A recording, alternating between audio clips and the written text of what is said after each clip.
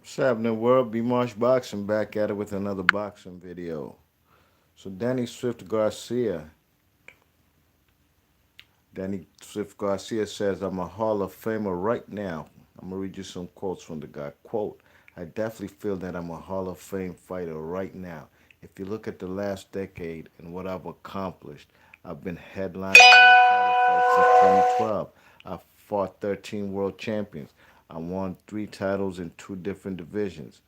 You can't really ask more from a fighter. End quote.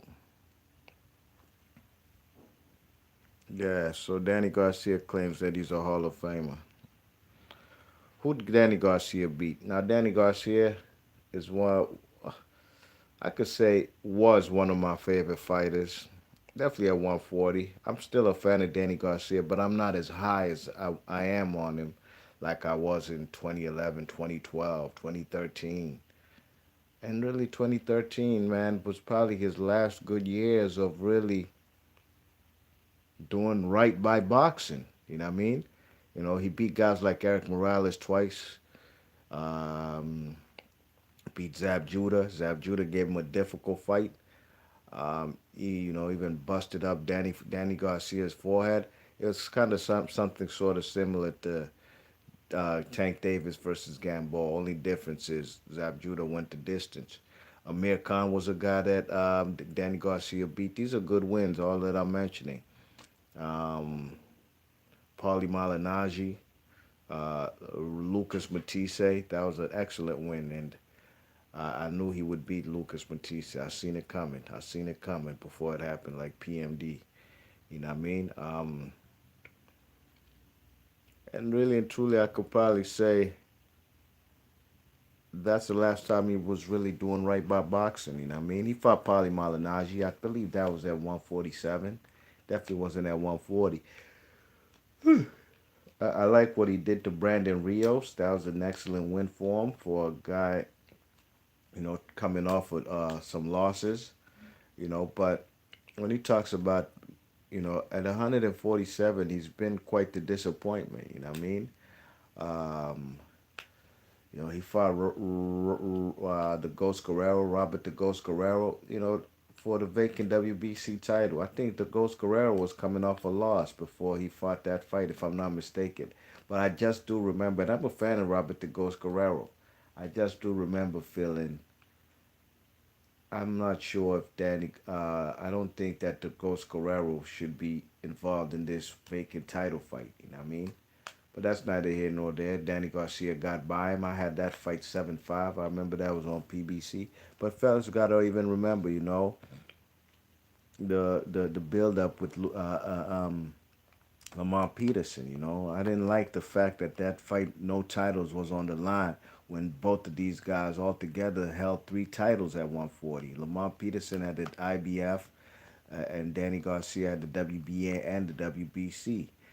And that fight took forever to make. And when they did finally make it, a fight that I thought Lamar Peterson won, it wasn't even for the world titles. It was at a catchweight. I was disappointed in that. I was disappointed when Danny Garcia elected to fight guys like what's that guy he knocked out? What's that? Rod Salka. You know what I mean? That's when the cherry picking stuff started coming about. You know what I mean? And then avoiding and ducking Victor Postar, his mandatory for the WBC, giving him step aside money rather than facing Victor Postar. You know, um, Danny Garcia. He fought Keith Thurman, a fight that was very close, and he fought Sean Porter at 147. Now, if he had beaten those guys, or maybe even one of the two, possibly I could consider the man a Hall of Famer. Maybe, but he still would have work to do. But the great thing about it, Danny Garcia's career is not over. His career is not over. And Danny Garcia is talking about his next fight should be his next fight will be on pay per view or should be on pay per view. I got to thinking, it's not gonna be on pay per view because of you. It ain't cause you're gonna be the A side. No, no, Danny. If anything, if you're gonna be fighting in a pay per view fight, you will be the B side, and that's the truth of the matter, the facts about it. If so happens Manny Pacquiao decides to fight Danny Garcia, Danny will be the B side. You won't be on pay per view because of your name.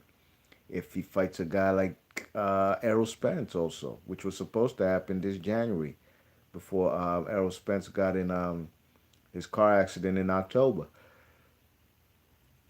And that's why I give Danny Garcia a pass. Some people trying to flame him up, saying, "Oh, he's fighting Ivan Redcatch. What the hell?" Look, man, the man Errol Spence got in the car accident. You know damn well who Danny Garcia was gonna be fighting in January. It was supposed to be Errol Spence. They had announced that immediately after Errol Spence had unified his WBC and WB and IBF, excuse me, titles, WBC and IBF titles versus Sean Porter. We knew that, but Errol Spence got involved in a DUI in a car accident, and he's on the shelf as of right now. You know what I mean? So I'm not shaming Danny Garcia for fighting Ivan Redcatch. But then again, like I said, if Danny wants to be on pay per view, he will be the B side. Even if it comes to fighting Terrence Crawford, I can guarantee you this: Al Heyman will send Danny Garcia over there to PBC. I'm sorry, to the ESPN to fight in a pay per view before he lets any of the other guys like Errol Spence as of right now, etc. So do I think Danny's a Hall of Famer? He can be a Hall of Famer for sure. Like I said, his career's not over. If he can beat guys like Pacquiao, Errol Spence, maybe Sean Porter's and Thurman's again, you know what I mean? You know what I'm saying? Or get some Terrence Crawford. If he can avenge two of those losses he has at welterweight, beat Pacquiao and Errol Spence and Crawford, for sure, without a shadow of a doubt, Step, man, my guy from Philly, North Philly, is going over there to Canastota, New York. First ballot Hall of Famer. But as of right now, Danny Garcia, you got to do more, baby boy. You got to do some more in your division at 140 pounds, at 47 pounds. Beating Robert the Ghost Guerrero for a vacant title in a fight where I didn't think Robert Guerrero deserved to be in a world title fight for the vacant WBC ain't gonna cut it for Hall of Fame, my guy. I'm just giving you the raw facts, nothing more, nothing less. I'm not coming from a hatred perspective. Like I said, I am a fan of Danny Garcia. Matter of fact, we can't forget the fight versus Mauricio Herrera. I had that fight 8 rounds to 4. Danny lost that fight. I sat there watching that fight like, Danny gonna knock him out at some point. Danny gonna knock him out. Danny gonna knock him out. And guess what? The knockout never came. 12-round decision. And the man got a dubious gift decision over there in Puerto Rico. You know what I mean? But besides that, I like Danny Garcia. I like his pops. They make me laugh.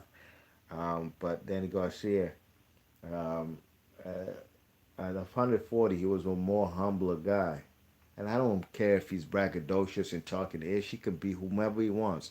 At 140, he didn't talk as much, but got the job done. At 147, he's talked a whole lot, but hasn't beaten nobody of note. Even if I felt he beat Sean Porter, at the end of the day, it was a close fight. It could have gone either way, and he didn't come out the victor. These things are going to be blimps on your resume. You know what I'm saying? Unless you can rectify the wrong. B. Marsh Boxley, your thoughts and comments, and let me know in the comments section for sure if you think Danny Garcia is a Hall of Famer. I personally think he's not, and I'm not going to give you that. Oh, if Arturo Gatti, Ray Boom Boom Mancini, and Riddick Bowe and Buddy McGirt are Hall of Famers, so is Danny. Nah, I'm just going to be 100% neutral. You know what I mean? Because if that's the case, Diego Corrales should be in the Hall of Fame and a whole lot of other guys. But we're not going to do that. We only going to give it to people who are well deserved. And if he's beat 13 world champions, I haven't quite counted. That's a tremendous feat. But who are those guys and who were they and who they beat? You know what I mean? Leave your thoughts and comments and let me know if you think Danny Swift Garcia, North Philadelphia's own, is he a Hall of Famer to you? I personally say no.